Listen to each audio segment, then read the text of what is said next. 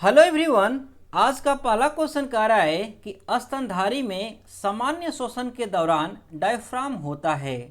अर्थात सामान्य श्वसन की जब प्रक्रिया होती है जीवधारियों में तो उस समय डायफ्राम की स्थिति क्या होती है। तो अगर बात करें कि हम लोग जैसे कि हम लोग हैं जब सांस लेते हैं तो ये जो डायफ्राम होता है ये जो है वो ऊपर की तरफ सिकुड़ता चला जाता है, अर्थात ये जो है वो चपटा होता जाता है। लेकिन जैसे हम लोग सांस छोड़ते हैं तो जब हम लोग सांस छोड़ते हैं तो ये भी रिलैक्स होता है और ये जो है वो नीचे की तरफ खिसकता चला जाता है, नीचे की तरफ ये धंसता चला जाता है। इसीलिए जो ऑप्शन बी में दिया है चपटा होना और ऑप्शन सी में दिया है नीचे की तरफ धंसना, ये दोनों ही ऑप्शन सही हो जाएंगे। इसीलिए एक से अधिक वाला जो ऑप्शन है डी, ये बिल्कुल सही होगा।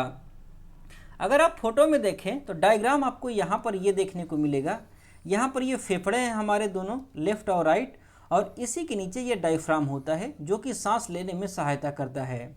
जैसे हम लोग सांस खींचते हैं तो ये जो है वो ऊपर की तरफ प्रेशर लगाता है जिससे कि जो चेस्ट है उसका आयतन बढ़ जाता है और इन फेफड़ों में जो है वो हवा आकर के भर जाती है। लेकिन जैसे हम लोग छोड़ते हैं तो ये भी जो है वो रिलैक्स होता है, ये नीचे की तरफ धंसता है और हमें जो है वो हवा को छोड़ने में आसानी मिलती है। और ये जो क्वेश्चन है ये बीपीएससी के द्वारा टीचर स्कूल में पूछा गया था पिछले साल। ऐसे ही हर एक क्वेश्चन के बारे में यहाँ पर आपको टैगलाइन देखने को मिल जाएगी। और इस वीडियो में हम लोग बायोलॉजी से जितने भी क्वेश्चंस टीआरई में पूछे गए थे वो सारे के सारे क्वेश्चंस डिस्कस करने वाले हैं। इस वीडियो में क्वेश्चन नंबर 41 से शुरू करेंगे क्योंकि पिछली वाली जो वीडियो थी उसमें 40 तक हम लोगों ने डिस्कस कर लिया था। अगर आपने नहीं देखा है तो उसकी लिंक आपको डिस्क्रिप्शन बॉक्स में मिल जाएगी, वहाँ से जा करके आप देख सकते हैं।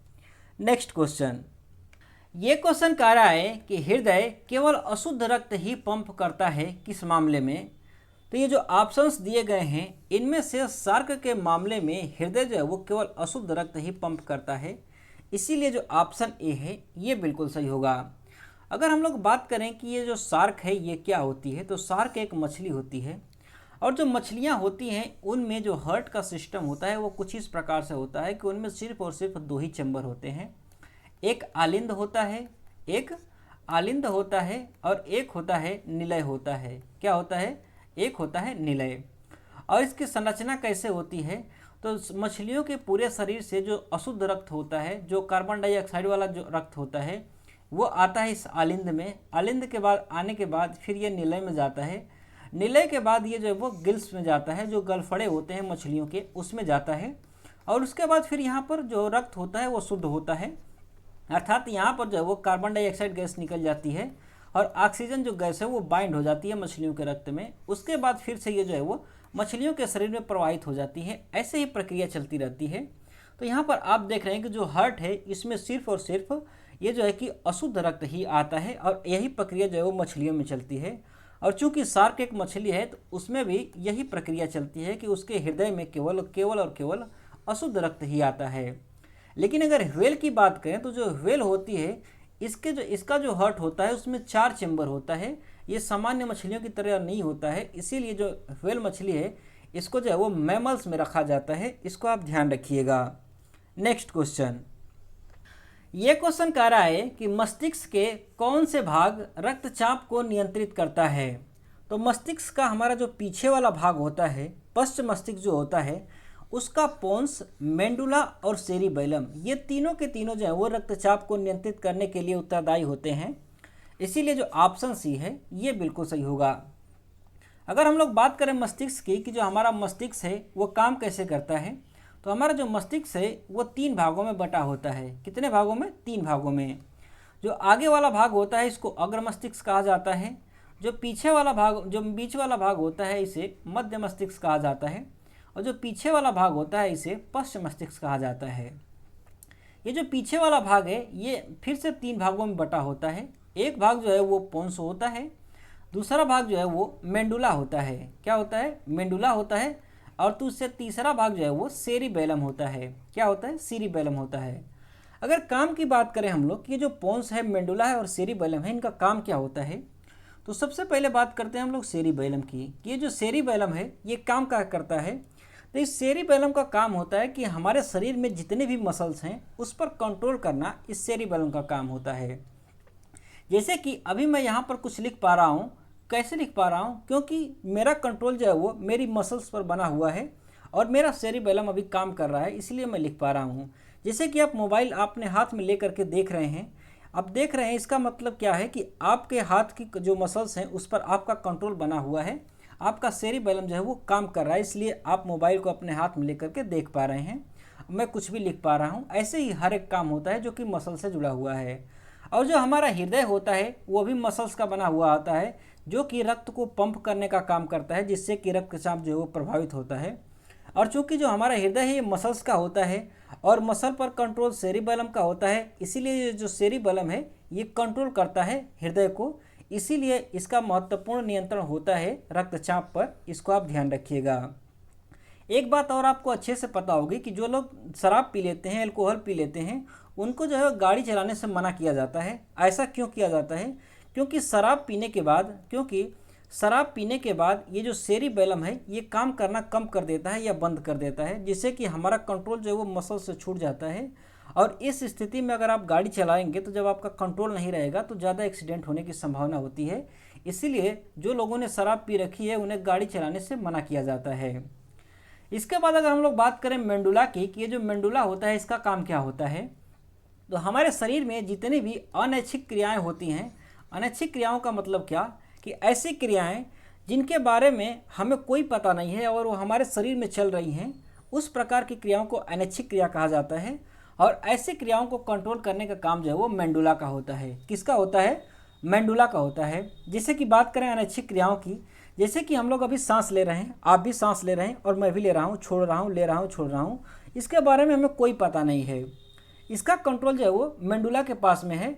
ये नियंत्रित कर रही है कि कब हमारे शरीर को सांस की आवश्यकता हो रही है, वायु की आवश्यकता हो रही है तो वो खींच ले रही है, फिर जब उसको ज़्यादा आवश्यकता, अंदर से आवश्यकता पूरी करनी होती है तो फिर उसको छोड़ दे रही है। ऐसे ही जो हमारा हार्ट होता है वो हमेशा पंप होता रहता है, और कब पंप होना है उसको, ये नियंत्रण जो है वो मेंडुला का होता है। उस पर कोई भी नियंत्रण नहीं होता है। इसीलिए जो मेंडुला है ये भी रक्तचाप को प्रभावित करने का काम करता है। ठीक ऐसे ही पोन्स भी हमारे शरीर के जो मसल्स होती हैं उस पर काम करता है। इसीलिए ये तीनों के तीनों जो भाग हैं वो रक्तचाप को नियंत्रित करने में महत्वपूर्ण योगदान देते हैं। इसको आप ध्यान रखिएगा। नेक्स्ट क्वेश्चन, ये क्वेश्चन कह रहा है कि पीयूष ग्रंथि का कार्य क्या होता है। तो जो पीयूष ग्रंथि है जो कि हमारे मस्तिष्क में पाई जाती है, ये क्या करती है, तो ये जो है वो हार्मोन्स बनाती है। क्या बनाती है? तो ये जो है वो हार्मोन्स बनाती है। और इन्हीं हार्मोन्स में एक हार्मोन्स होता है ग्रोथ हार्मोन। और इस ग्रोथ हार्मोन का काम होता है कि हमारे पूरे बॉडी का विकास करे, पूरे बॉडी के विकास को प्रोत्साहित करे। इसीलिए जो ऑप्शन बी में दिया है कि यह सभी अंगों के वृद्धि को प्रोत्साहित करती है, ये बिल्कुल सही होगा। लेकिन जो ऑप्शन ए में दिया है कि ये पुरुषों के यौन अंगों को विकसित करना इसका काम होता है, तो यह भी बिल्कुल सही होगा, क्योंकि ये जो ग्रोथ हार्मोन्स होते हैं ये पूरे बॉडी के विकास के लिए उत्तरदायी होते हैं। इसीलिए ऑप्शन ए और बी ये दोनों के दोनों सही हो जाएंगे। इसीलिए एक से अधिक वाला जो ऑप्शन डी है ये बिल्कुल सही होगा। नेक्स्ट क्वेश्चन, ये क्वेश्चन कह रहा है कि नेत्रदाता में दाता की आंख के किस हिस्से को प्रतिरोपित किया जाता है। तो जब नेत्रदाता अर्थात कोई भी व्यक्ति जब नेत्रदान करता है तो उसका जो कॉर्निया होता है उसी को निकाला जाता है, और जिसको लगाया जाना होता है उसके कॉर्निया से इसको चेंज कर दिया जाता है। इसलिए जो ऑप्शन बी है ये बिल्कुल सही होगा। अगर आप यहाँ पिक्चर में देखें तो ये है मानव नेत्र, और यहाँ पर ये जो आगे वाला भाग दिख रहा है आपको, ये वाला जो भाग है यही होता है कॉर्निया, और इसी को जो है वो प्रतिरोपित किया जाता है। जिस भी व्यक्ति को देना होता है उसको ये वाला भाग निकाल लिया जाता है, और जिसको लगाना होता है उसको ये वाला भाग जो है वो लगा दिया जाता है, जिसको कि कॉर्निया कहा जाता है। और इस कॉर्निया का काम क्या होता है, तो हमारी आँख में बाहर से जितने भी प्रकाश आते हैं इसको अपवर्तित करने का काम जो है वो इस कॉर्निया का होता है। इसको भी आप ध्यान रखिएगा। नेक्स्ट क्वेश्चन, ये क्वेश्चन कह रहा है कि अंडाशय द्वारा कौन सा कार्य किया जाता है। तो जो अंडाशय होता है उसके द्वारा कार्य क्या होता है, तो ये जो है वो ये क्या करती है, तो ये जो है वो कुछ एंजाइम्स भी बनाती है, जैसे कि प्रोजेस्टेरोन और एस्ट्रोजन, ये दोनों एंजाइम्स का ये स्राव करती है। इसके अलावा ये जो है वो डिम्ब का भी निर्माण करती है। इसीलिए ऑप्शन ए, बी, सी तीनों के तीनों सही होंगे। इसीलिए एक से अधिक वाला जो ऑप्शन है ये बिल्कुल सही हो जाएगा। नेक्स्ट क्वेश्चन, ये क्वेश्चन कह रहा है कि काले फेफड़े का रोग किससे संबंधित है। तो काले फेफड़े का रोग जो है वो ऐसे लोगों से संबंधित है जो कि कोयले के खदानों में काम करते हैं। इसीलिए जो ऑप्शन बी में दिया है कोयला खनिकों से, ये बिल्कुल सही होगा। अगर हम लोग बात करें काले फेफड़े का रोग कि ये क्या होता है काले फेफड़े का रोग, तो जो भी लोग कोयले की खदानों में काम करते हैं, जो भी लोग कोयले के खदानों में काम करते हैं, तो क्या होता है कि खदानों में जो कोयले के छोटे छोटे कण टूट जाते हैं, जो धूल के कण बन जाते हैं, ये जो है वो हवा में उड़ते रहते हैं और जब व्यक्ति सांस लेता है तो उसके सांस के माध्यम से जो कोयला के छोटे छोटे कण हैं वो अंदर चले जाते हैं और अंदर जा कर के फेफड़े की जो एलोवेली होती है उसी में चिपक जाते हैं, जिससे कि लोगों को सांस लेने में दिक्कत होने लगती है और इसी को जो है वो काले फेफड़े का रोग कहा जाता है। क्या कहा जाता है? काले फेफड़े का रोग कहा जाता है। लेकिन एक्चुअल में इसका जो नाम होता है वो होता है न्यूमोकोनियोसिस। क्या होता है? न्यूमोकोनियोसिस होता है, जिससे कि काले फेफड़े का रोग कहा जाता है। इसको आप ध्यान रखिएगा। नेक्स्ट क्वेश्चन, यह क्वेश्चन कह रहा है कि मस्तिष्क के कौन से भाग रक्तचाप को नियंत्रित करता है। तो अभी अभी इस क्वेश्चन को हम लोगों ने देखा था कि जो पोन्स है, मेंडुला है और सेरिबैलम है, ये तीनों को तीनों जो है वो मिल करके रक्तचाप को नियंत्रित करते हैं। इसीलिए जो ऑप्शन सी है ये बिल्कुल सही हो जाएगा। नेक्स्ट क्वेश्चन, ये क्वेश्चन कह रहा है कि ट्रैकोमा रोग का संबंध किससे है। तो जो ट्रैकोमा रोग होता है वो एक आँखों का रोग होता है, इसीलिए इसका संबंध किससे होगा? तो आँखों से होगा और ऑप्शन सी जो है वो बिल्कुल सही होगा। अगर बात करें हम लोग ट्रैकोमा रोग की कि ये ट्रैकोमा रोग क्या होता है और ये कैसे होता है, तो जो ट्रैकोमा रोग होता है वह एक जीवाणु जनित रोग होता है। क्या होता है? जीवाणु जनित रोग होता है, अर्थात ये जीवाणुओं से फैलने वाला रोग होता है। और कौन सा जीवाणु है जिसके द्वारा ये रोग होता है? तो वो जीवाणु है क्लैमाइडिया ट्रैकोमैटिस। क्या नाम है? Chlamydia trachomatis. क्लैमाइडिया ट्रैकोमैटिस इस जीवाणु का नाम है। इसको आप ध्यान रखिएगा क्योंकि ये भी एग्जाम में पूछा जा चुका है। और अगर बात करें कि ट्रैकोमा रोग में होता क्या है, तो जो ट्रैकोमा रोग होता है इसमें जो है वो आँख की रोशनी चली जाती है और इससे जो है वो अंधा हो जाता है आदमी। और पूरे विश्व में जो अंधेपन का कारण होता है, ज़्यादातर कारण होता है, वो यही ट्रैकोमा रोग होता है। इसको भी आप ध्यान रखिएगा। और ये फैलता कैसे है? तो ये फैलता है मक्खियों के द्वारा। किसके द्वारा? ये जो है वो मक्खियों के द्वारा फैलता है। इसको भी आप ध्यान रखिएगा। और किस प्रकार के एरिया में ये फैलता है? तो ऐसे एरिया में जहाँ पर कि जल जमा होता है, वहाँ पर स्वच्छता नहीं होती है, वहाँ पर मक्खियाँ कीट मक्खियाँ पाई जाती हैं, वैसे क्षेत्रों में ये ज़्यादा फैलता है ट्रैकोमा रोग। इसको आप ध्यान रखिएगा। नेक्स्ट क्वेश्चन, यह क्वेश्चन कह रहा है कि मायोपिया वह बीमारी है जिसमें व्यक्ति नहीं देख पाता है। क्या नहीं देख पाता है? तो व्यक्ति जो है वो दूर की वस्तुओं को नहीं देख पाता है मायोपिया में। इसीलिए जो ऑप्शन ए है ये बिल्कुल सही होगा। अगर हम लोग बात करें मायोपिया की कि ये मायोपिया बीमारी कैसी होती है, तो जो मायोपिया है वह एक आँख की बीमारी है। किसकी? ये जो है वह आँख की बीमारी है। इसमें क्या होता है कि जो दूर की वस्तुएं होती हैं वो क्लियर नहीं दिखाई देती हैं और इसी मायोपिया को हिंदी में निकट दृष्टि दोष कहा जाता है। क्या कहा जाता है? तो इसको जो है वो निकट दृष्टि दोष कहा जाता है। इसको भी आप ध्यान रखिएगा। और इसमें होता क्या है कि जो दूर की वस्तुएं होती हैं वो दिखाई नहीं देती हैं। और इसका उपचार कैसे किया जाता है? तो इसका उपचार जो है वो अवतल लेंस लगा कर किया जाता है। कैसे? तो अवतल लेंस लगा करके इसका उपचार किया जाता है। इसको आप ध्यान रखिएगा। इसके ठीक विपरीत एक और बीमारी होती है जिसको कि हाइपरोपिया कहा जाता है। क्या कहा जाता है? उसको कहा जाता है हाइपरोपिया कहा जाता है। और इसमें क्या होता है? इसमें क्या होता है कि जो नज़दीक की वस्तुएं होती हैं वो व्यक्ति को नहीं दिखाई देती हैं। और इस रोग का उपचार कैसे किया जाता है? तो इस रोग का उपचार जो है वो उत्तल लेंस लगा करके किया जाता है। कैसे? तो उत्तल लेंस लगा करके इस रोग का उपचार किया जाता है। इसको आप ध्यान रखिएगा। और जो हाइपरोपिया होता है इसको हिंदी में क्या कहते हैं? तो इसको हिंदी में जो है वो दूरदृष्टि दोष कहा जाता है। क्या कहा जाता है? तो इसको जो है वो दूरदृष्टि दोष कहा जाता है हिंदी में। इसको भी आप ध्यान रखिएगा। नेक्स्ट क्वेश्चन, ये क्वेश्चन कह रहा है कि वेक्टर टीके प्रतिरोधक शक्ति प्रदान करने के लिए कैसे काम करता है। तो जो वेक्टर टीके होते हैं वो क्या करते हैं कि वायरस को किसी विभिन्न वायरस के संशोधित संस्करण में रख करके प्रतिरोधक क्षमता उत्पन्न करने के लिए शरीर को प्रेरित करते हैं। इसीलिए जो ऑप्शन सी है ये बिल्कुल सही होगा। अगर हम लोग बात करें वेक्टर टीके की कि वेक्टर टीके कैसे काम करते हैं, तो वेक्टर टीका जो होता है उसमें क्या होता है कि किसी भी मान लीजिए कि कोई भी जीवाणु विषाणु है, कोई भी वायरस है, तो इससे जब टीका बनाया जाता है वेक्टर टीका, तो क्या किया जाता है कि इसके जो रिसेप्टर्स होते हैं, जो ऊपर रिसेप्टर्स लगे होते हैं, इनके रिसेप्टर्स को जो है वो बाइंड कर दिया जाता है, जिससे कि ये जो है वो गुणित ना हो सके और ये और अधिक जो है वो वायरस का निर्माण ना कर सकें। और इसके बाद इसको जो है वो शरीर के अंदर डाल दिया जाता है, जिससे कि शरीर इस तरीके के वायरस की पहचान करके इसके खिलाफ जो है वो कि अगर इस व्यक्ति में जब ये संक्रमण आए तो ये उसके खिलाफ अच्छी तरीके से लड़ सके और ये जो है वो इसका उपचार कर सके। और इसी तरीके से जो है वो वेक्टर टीका काम करता है, इसको आप ध्यान रखिएगा। नेक्स्ट क्वेश्चन, ये क्वेश्चन कह रहा है कि कोविड टीकाएं प्रतिरक्षी प्रतिक्रिया को कैसे उत्तेजित करती हैं। तो हमारे शरीर की जो प्रतिरक्षी प्रतिक्रिया है, इसको जीवित क्षीण SARS-CoV-2 वायरस प्रवेश करा करके प्रतिरक्षी प्रतिक्रिया को उत्तेजित करती है, इसीलिए जो ऑप्शन ए है ये बिल्कुल सही होगा।